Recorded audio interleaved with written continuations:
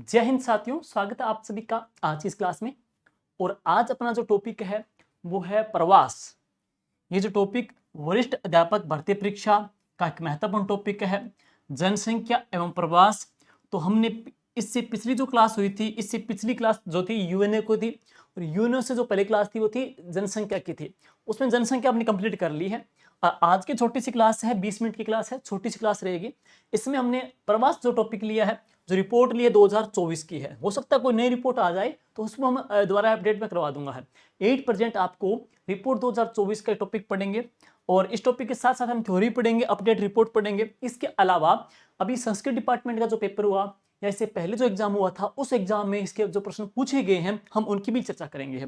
तो चलिए शुरुआत करते हैं आज की इस क्लास में। तो जो दोस्त जो साथी नए हैं, वीडियो को सब्सक्राइब कर लीजिए सही। और इसके बाद में आगामी जो अपडेट आपको to the point exam oriented content मिलेगा, कंटिन्यू आपके पास नोटिफिकेशन आते रहेंगे है। और इसकी जो पीडीएफ है जीके विद रख के जाएंगे टेलीग्राम में, आपको उपलब्ध करवा दी जाएगी है। तो चलिए शुरुआत करते हैं। सबसे पहले हम बात करेंगे वर्ल्ड प्रवास रिपोर्ट के अंदर है, तो वर्ल्ड माइग्रेशन रिपोर्ट 2024 में हम बात करेंगे। ये जो प्रवास है तो अंतरराष्ट्रीय प्रवासन संगठन के द्वारा जारी है। तो वर्ल्ड माइग्रेशन जो रिपोर्ट 2024 की बात करेंगे, ये जो रिपोर्ट है वो कौन जारी करता है? यह करता है इंटरनेशनल प्रवासन संगठन के द्वारा जारी की जाती है। और इस रिपोर्ट के मुताबिक 2020 में विश्व में लगभग 281 मिलियन अंतरराष्ट्रीय प्रवासी थे। तो 2020 में 281 मिलियन इंटरनेशनल प्रवासी थे, जो कि विश्व की टोटल आबादी का, टोटल की जनसंख्या का कितना परसेंट है? 3.6% है। टोटल विश्व की जितनी जो पॉपुलेशन है उसका 3.6% है। और इसके अनुसार 2020 में 51.9 तो क्या है, पुरुष हैं, तथा 48% क्या है, महिलाएं हैं। ये प्रश्न साथियों सेकंड ग्रेड एग्जाम में प्रश्न पूछा गया है, सीधा सा प्रश्न आपके पेट आ जाएगा। वहां पे है टोटल ओवरऑल कितने, 281 है। टोटल ऑल ओवर पॉपुलेशन का पढ़ेंगे कितना, 3.6%। उसमें से मेल कितने हैं तो 51.9% है, फीमेल कितने तो 48% आ जाएगी है। और अब बात करेंगे प्रवास के जो रीजन क्या है, किस वजह से व्यक्ति प्रवास करते हैं, उनके प्रवास के क्या कारण हैं, प्रवास के कितने प्रकार हैं, प्रवास के थ्योरी सिद्धांत कौन कौन से हैं, ये हम पढ़ेंगे आगे क्लास में है। देखिए सबसे पहले प्रवास के रीजन क्या है। एक तो है युद्ध है और संघर्ष है। हम देखते हैं कोई क्षेत्र विशेष है जहां पे कोई युद्ध छिड़ जाता है, तो वहां का जो क्षेत्र है वहां के लोग वहां से पलायन करने लगते हैं। तो युद्ध या लंबे टाइम तक चलने वाला जो संघर्ष है वो भी एक बहुत बड़ा फैक्टर है प्रवास के अंदर है। जैसे सीरिया और यूक्रेन, सीरिया और यूक्रेन तकरीबन 5.7 मिलियन क्रमशः सबसे ज्यादा युद्ध व संघर्ष के कारण निर्वासित हुए हैं। तो ये रीजन आ जाएगा।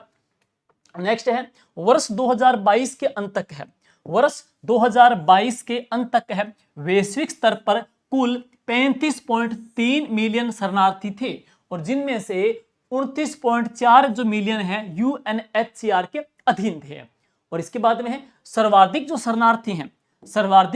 शरणार्थी हैं वो सीरिया, यूक्रेन, अफगानिस्तान, दक्षिणी सूडान, म्यांमार, कांगो लोकतांत्रिक गणराज्य, सूडान, सोमालिया आदि के अंदर आ जाते हैं। ये सर्वाधिक शरणार्थी के अंदर है। और शरणार्थियों को शरण देने वाले देश कौन कौन से हैं, तो सबसे ज्यादा कौन पढ़ेंगे, तुर्की आ जाएगा, लगातार 7 वर्षों से है। तो शरणार्थियों को सर्वाधिक जो शरण देने वाला देश है उसमें सबसे ज्यादा तुर्की है, जो कंटिन्यू 7 सालों से यहाँ पे कंटिन्यू इसमें लगातार आएगा। सभी शरणार्थियों में से हर 5 में से एक शरणार्थी है उप सहारा अफ्रीका में शरण लिए हुए हैं। तो हम बात करेंगे, जैसे एवरेज लिया गया है कि हर पांच में से जो एक शरणार्थी है ना, वो कहां से, उप सहारा अफ्रीका में क्या है, शरण लिए हुए हैं। और शरणार्थियों को सर्वाधिक शरण देने में जो अव्वल पढ़ेंगे तो कौन सा, तुर्की आ जाएगा है। सर्वाधिक शरणार्थी पढ़ेंगे तो इन कंट्रीज के आपको नाम देखने हैं। और अब इसके बाद में है एशिया और प्रशांत क्षेत्र के सभी, एशिया और प्रशांत क्षेत्र के सभी शरणार्थियों में से 90% है केवल 3 देशों में है। नंबर 1 है ईरान है, नंबर 2 पाकिस्तान है, नंबर 3 बांग्लादेश में शरण लिए हुए हैं। वापस देखिए जरा, एशिया और प्रशांत क्षेत्र के जितने भी ओवरऑल जो शरणार्थी हैं उनमें से 90% है वो 3 देशों में, यानी कि ईरान में, पाकिस्तान और बांग्लादेश में क्या है, शरण लिए हुए हैं। और इसके बाद में है असहनीय मानवीय जो गतिविधियां हैं, तो असंतुलित आर्थिक जो विकास है, जिस क्षेत्र में कोई विकास का उद्योतक न हो, इंफ्रास्ट्रक्चर के जो क्षेत्र डेवलप ना हो, तो एक ये रीजन आ जाएगा। वहां पे मानवीय संसाधनों की जो भी भौतिक संसाधनों की जो कमी आती है, तो ये भी एक बहुत बड़ा फैक्टर आ जाएगा यहाँ पे प्रवास में है। इसके बाद क्लाइमेट जो चेंज है, तो ये हमको पता ही है कि क्लाइमेट चेंज भी है, ये भी एक बहुत बड़ा फैक्टर रहेगा प्रवास में है। जैसे कि कहीं पे बाढ़ अक्सर आती रहती है, जहाँ पे गर्मी रहती है, जहाँ पे सूखा अकाल पड़ जाता है, वनाग्नि हो जाती है, या कोई जो मौसमी संबंधी कोई अन्य जो घटना हो जाती है, तो उसकी वजह से भी लोग क्या है उस क्षेत्र विशेष से पलायन कर जाते हैं। तो क्लाइमेट चेंज भी आ जाएगा, संसाधनों की कमी भी आ जाएगी है, युद्ध और संघर्ष भी आ जाएगा, ये सारे इसके फैक्टर में आते हैं। अब बात करेंगे कौन से ऐसे पॉजिटिव पॉइंट है जो प्रवास के हैं, तो प्रवास के सकारात्मक प्रभाव कौन कौन से हैं। नंबर 1 है प्रवासन मानव विकास का एक चालक है। प्रवास क्या है, एक मानव विकास का चालक है और अर्थव्यवस्था का विकास है। इसमें कौशल का भी विकास है, मांग और आपूर्ति के अंतर को पूरा करता है, और श्रम कमी क्षेत्रों में व्यवसायों में क्या है, श्रम की आपूर्ति को बढ़ाता है। जैसे किसी क्षेत्र विशेष से, किसी राज्य विशेष में जहाँ पे संसाधनों की कमी है, तो लोग आएंगे दूसरे क्षेत्र में आएंगे, उनको रोजगार की भी वहाँ पर भरपाई भी होगी है, उनको श्रम की आपूर्ति भी होगी। नेक्स्ट इसके रोजगार के संसाधन उपलब्ध होंगे, वहाँ पे सर्जन होंगे, वहाँ पे है नवाचार, एक स्टार्टअप भी मिलता है। ये कुछ इसके पॉजिटिव पॉइंट रहेंगे प्रवास के हैं। और वर्ष 2022 में बांग्लादेश में आपदाओं के कारण 1.5 मिलियन से अधिक लोग विस्थापित हुए हैं। भारत सबसे अधिक संख्या में अंतरराष्ट्रीय प्रवासियों लगभग 18 मिलियन का उद्गम स्थान है, जिसमें से बड़ी संख्या में जो प्रवासी है वो यूएई, यूएसए और सऊदी अरब देशों में रहते हैं। तो बात करेंगे भारत में अधिक संख्या में अंतरराष्ट्रीय प्रवासियों का लगभग 18 मिलियन का उद्गम स्थान है, जिनमें से बड़ी तादाद में जो प्रवासी है वो यूएई, यूएसए और सऊदी अरब देशों में रहते हैं। विश्व बैंक विश्व प्रवासन और विकास रिपोर्ट कब की है, 2023 की है। तो हम बात करेंगे 2023 की रिपोर्ट में है। इसके अनुसार प्रवासित जो लोग हैं ना वो कितने हैं, 184 मिलियन हैं। तो शीर्ष गंतव्य देश जहां पे प्रवासी पहुंचे हैं और शीर्ष प्रेषक देश जहां से प्रवासी गए हैं, तो शीर्ष प्रेषक देश के अंदर है नंबर 1 पे कौन सा आ जाएगा, इंडिया आ जाएगा है। नंबर 2 पे कौन सा आ जाएगा, मैक्सिको आ जाएगा है। नंबर 3 पे कौन सा आ जाएगा, रूस आ जाएगा। नंबर 4 पे कौन सा आ जाएगा, चाइना आ जाएगा है। तो नंबर 1 इंडिया है, नंबर 2 मैक्सिको है, नंबर 3 रूस है, नंबर 4 कौन सा, चाइना आ जाएगा। लेकिन शीर्ष गंतव्य जो देश है टॉप की बात करेंगे तो उसमें यूएसए है, यूएसए के बाद में जर्मनी है, जर्मनी के बाद में यूके है, और यूके के बाद में कौन सा जाएगा, स्पेन आ जाएगा, जो कि शीर्ष गंतव्य देशों में टॉप में क्रम ये रहेगा है। शीर्ष प्रेषक में भारत है, मैक्सिको है, रूस और चाइना आ जाएगा यहाँ पे है। इसके बाद में है प्रवास की सामान्य जानकारी, हमको थोड़ी जानकारी होनी चाहिए कि प्रवास है क्या, उत्प्रवास क्या है। देखिए प्रवास एक भौतिक व सामाजिक लेन देन की प्रक्रिया है, और यह प्रवास एक शाश्वत और एक अर्ध शाश्वत होता है। एक शाश्वत प्रक्रिया भी जैसे मैंने पढ़ा चालक का मानवीय विकास का चालक है, और ये अर्ध शाश्वत भी है। यदि कोई व्यक्ति काम के लिए दूसरी जगह पे जाता है और शाम को वापस लौट आता है, तो ये भी क्या कहलाएगा, प्रवास कहलाएगा है।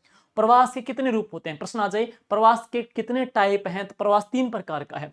एक हो गया उत्प्रवास, एक होता है अप्रवास, और एक होता है प्रतिगमन। तीनों के बारे में पढ़ेंगे, क्या है प्रतिगमन है, अप्रवास और उत्प्रवास, तीनों में क्या डिफरेंस है। सबसे पहले हम बात करेंगे उद्गम स्थान है, उत्प्रवासी है। देखो कोई क्षेत्र विशेष है, जैसे उद्गम स्थान, जैसे कोई क्षेत्र है, इस क्षेत्र से एक क्षेत्र से कोई व्यक्ति बी क्षेत्र में जाता है, तो ए क्षेत्र क्या कहलाएगा, उत्प्रवासी कहलाएगा। जो बी क्षेत्र में जाएगा तो वो क्या कहलाएगा, अप्रवासी कहलाएगा है। जिस क्षेत्र से जाएगा ना वहां पे जनसंख्या क्या हो जाएगी, कम हो जाएगी। जिस क्षेत्र में जाएगा तो वहां पे जनसंख्या क्या हो जाएगी, वृद्धि हो जाएगी है। अब देखिए उत्प्रवास किसे कहते हैं, तो किसी व्यक्ति का एक स्थान से दूसरे स्थान पर चले जाना है। और जैसे उद्गम की बात करेंगे, उद्गम स्थान के लिए क्या लेंगे, उद्गम स्थान के लिए उत्प्रवास होता है। और गंतव्य की बात करेंगे तो वहां पे क्या होता है, अप्रवास होता है। और उद्गम स्थान पे जब व्यक्ति जाता है तो वहां की पॉपुलेशन में कमी आती है, और अप्रवास में जब व्यक्ति जाता है तो वहां की जनसंख्या में क्या होती है, वृद्धि होती है। नेक्स्ट पढ़ेंगे प्रतिगमन है। तो प्रतिगमन की बात करेंगे, जब जो व्यक्ति अप्रवासी होता है, जो वापस लौट आता है, जैसे एक व्यक्ति गया बी की ओर वापस ए में आ जाएगा, तो उसको क्या बोलेंगे, उसको बोलेंगे प्रतिगमन प्रवास कहेंगे। तो 3 प्रकार के प्रवास हैं, 3 प्रकार के प्रवास के प्रकार पढ़ेंगे हम। प्रवास के प्रकार दिशा के आधार पर बात करें कौन कौन से हैं, तो एक तो इंटरनेशनल प्रवास, एक है आंतरिक प्रवास है, एक अंतरराष्ट्रीय प्रवास और एक इंटरनल प्रवास पढ़ेंगे हैं। जैसे गांव से व्यक्ति नगर की ओर गया, नगर से नगर की ओर है, नगर से गांव की ओर है, गांव से गांव की ओर है, तो ये क्या है, आंतरिक प्रवास से आ रहा है। जैसे व्यक्ति को गांव से शहर गया, शहर से वापस गांव आ गया, और इस प्रकार से ये इंटरनल ही प्रवास आएगा, अंतरराष्ट्रीय प्रवास नहीं आएगा। हम जैसे बात करेंगे कोई व्यक्ति, जैसे कि इंडिया से कोई व्यक्ति सऊदी अरब जाता है, तो ये किस प्रकार का प्रवास आ जाएगा, ये इंटरनेशनल प्रवास आ जाएगा है। प्रवास के कारण है, कारणों के आधार पढ़ेंगे, तो एक पढ़ेंगे पॉलिटिकल रीजन है। पॉलिटिकल रीजन की बात करेंगे, युद्ध भी है, आंतरिक अशांति भी है, लंबे समय से चलने वाला संघर्ष भी है, जैसे यूक्रेन और सीरिया का जो रीजन पढ़ लिया आपने। नंबर 2 क्या, धार्मिक कारण भी है, जैसे भारत पाक विभाजन से हुआ तो जो प्रवास है वो क्या है, 60 लाख लोगों का है, और इजराइल से अयोध्यों का प्रवास है, तो यहाँ पे क्या मेन जो रीजन है वो धर्म के आधार पे प्रवास है। तीसरा पढ़ेंगे आर्थिक कारण पे है, जैसे कोई व्यक्ति सऊदी अरब जाते हैं, अरब देशों में जाते हैं, हमारे यहाँ से हैं, तो किस लिए जाते हैं, रोजगार के सर्जन के लिए, रोजगार के संसाधन के लिए जाते हैं, तो वो आ जाएगा रोजगार के लिए। एक भौगोलिक कारण भी है, कोई बाढ़ है, भूकंप है, कोई क्षेत्र विशेष है, तो वहां के लोग किसी दूसरे क्षेत्र में जाते हैं, तो भौगोलिक क्षेत्र से हैं। जैसे ऋतु प्रवास, पर्वतीय भागों में भारत में हिमालय क्षेत्र के गुर्जर, बकरवाल, गद्दी, भूटिया समुदाय ऋतु प्रवास, ऋतु में भी प्रवास करते हैं, चेंज के अकॉर्डिंग है, और इसे क्या बोलेंगे, इसे ट्रांस ह्यूमन्स भी इसको कहा जाता है। नेक्स्ट, भारत में प्रवास की जो रिपोर्ट है 2020-21 की, जरा सुनिए क्या है। सांख्यिकी एवं कार्यक्रम कार्यान्वयन मंत्रालय पढ़ेंगे, भारत सरकार के द्वारा जारी की गई है, कौन सी, 2022 की रिपोर्ट हुई है। तो भारत में प्रवास जो रिपोर्ट 2020-21 की है, ये इस डिपार्टमेंट ने जारी की, 2022 में है। इस रिपोर्ट के अकॉर्डिंग जुलाई 2020 से लेकर के जून 2021 के बीच में आंतरिक प्रवास देखा गया है, तो ज्यादातर यहाँ पे आंतरिक प्रवास देखा गया है, और अखिल भारतीय जो प्रवास दर है वो तो रही है 28.9% है, जबकि महिलाओं की जो प्रवास दर है वो रही है 47.9% है, जबकि पुरुषों की जो प्रवास दर है वो रही है 10.7% है। भारत में 86.8% महिलाएं विवाह के बाद प्रवास करती है। तो भारत में सबसे ज्यादा जो प्रवास देखा गया है ना, तो वो क्या, आफ्टर मैरिज के बाद में महिलाओं का सर्वाधिक जो प्रवास देखा गया है वो कितना है, 86.8% है, आफ्टर मैरिज के बाद में प्रवास है। नेक्स्ट है, भारत में 49.6% पुरुष रोजगार के लिए प्रवास करते हैं, तो महिलाएं तो आफ्टर मैरिज के बाद में, पुरुष जो प्रवास करेंगे वो रोजगार के लिए प्रवास करेंगे है। एक संभावना व्यक्त की गई है कि जलवायु परिवर्तन के कारण 45 मिलियन भारतीयों को पलायन करना पड़ेगा, जलवायु परिवर्तन की वजह से 45 मिलियन लोगों को पलायन करना पड़ेगा, तो ये बहुत बड़ा एक फैक्टर देखा जा रहा है क्लाइमेट चेंजेस को लेकर के। नेक्स्ट है, जलवायु परिवर्तन का सबसे अधिक प्रभाव, तो नंबर 1 यहाँ पे आ रहा है, कहाँ पे, राजस्थान के अंदर है भाई। इसके बाद कहाँ पे, मध्य प्रदेश में है, और फिर कहाँ पे, यूपी के अंदर है। तो राजस्थान, फिर एमपी, फिर कहाँ पे, यूपी है, इन तीनों स्टेट के अंदर है। 2011 की जनगणना के अनुसार भारत में 45.36 करोड़ यानी कि कुल जनसंख्या का लगभग 37% है आंतरिक प्रवासी है, तो 37% टोटल क्या हमारे आंतरिक प्रवासी हैं भारत के अंदर है। और इसके बाद में है, प्रवास से संबंधित कौन कौन सी सिद्धांत है, तो विश्व में पहली बार प्रवास के जो नियम है ना 1885 में रेवेनस्टीन ने दिए, तो विश्व में सबसे पहले प्रवास के जो रूल्स, जो नियम है, थ्योरी है, वो किसने दी, रेवेनस्टीन ने 1885 में दी है। अब आएगा न्यूनतम प्रवास का जो सिद्धांत है किसका, जीप का है, जो 1940 में दिया इन्होंने। प्रवास का जो गुरुत्व मॉडल है ये रॉयली ने पेश किया 1909 के अंदर है। अंतरराष्ट्रीय जो अवसर जो मॉडल है, अंतरालीय अवसर मॉडल है, किसने, स्टोपर ने पेश किया है। प्रतियोगी प्रवास मॉडल है, स्टोपर का है। व्यवहारात्मक मॉडल जो है जूलियन वोल्फर का है। स्थानिक जो आंतरिक प्रक्रिया का जो प्रवास है किसका, हेंगस्टेन का है। प्रवास का गतिशीलता संक्रमण सिद्धांत है ये किसका, जेलिस्की का है। और इसके बाद में कुछ क्वेश्चन पूछे गए थे, जैसे विश्व प्रवासन जो रिपोर्ट 2020 के अनुसार अंतरराष्ट्रीय प्रवासियों की जो संख्या है लगभग कितनी है, 281 मिलियन, जो हमने पहली स्लाइड में प्रश्न पूछा गया था। और ये प्रश्न पूछा गया है second grade Sanskrit education exam 2023 के अंदर है, तो कितना आ जाएगा, 281 है, 281। टोटल जनसंख्या का तकरीबन 3.6% हमने पीछे पढ़ लिया है, पहली स्लाइड में है ये प्रश्न आ गया है। अब एक प्रश्न पूछा गया था, जनसंख्या प्रवसन नियंत्रण हेतु किस देश में त्वचा के रंग के आधार पर नीति अपनाई गई थी, तो ये कहां पे अपनाई गई थी, साउथ अफ्रीका में है, दक्षिण अफ्रीका के अंदर है। इसके बाद में है वर्ल्ड माइग्रेशन रिपोर्ट 2024 के अनुसार 2020 में पुरुष तथा महिलाओं का, ये मैंने पहली स्लाइड में करवा दिया कि पुरुष और महिलाओं का जो प्रवास दर है, तो आपको पहली स्लाइड में करवाया गया है, वो कितना है,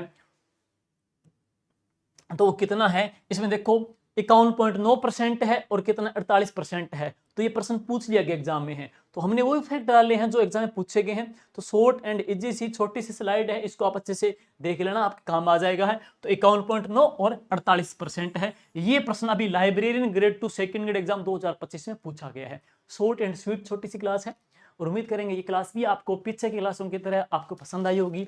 और आपके अच्छे जो भी सुझाव हो आप हमको कमेंट बॉक्स में दे सकते हो, जो भी कमियां हैं जिसको इंप्रूव करना है या जो टॉपिक आपके लिए और अच्छा करने की जरूरत है आप बता सकते हो। 1919 और 1935 और एक ऊर्जा की जो क्लास आप जो कह रहे थे वो जल्दी आपको देखने को मिलेगी। Thank you, all the best, good luck.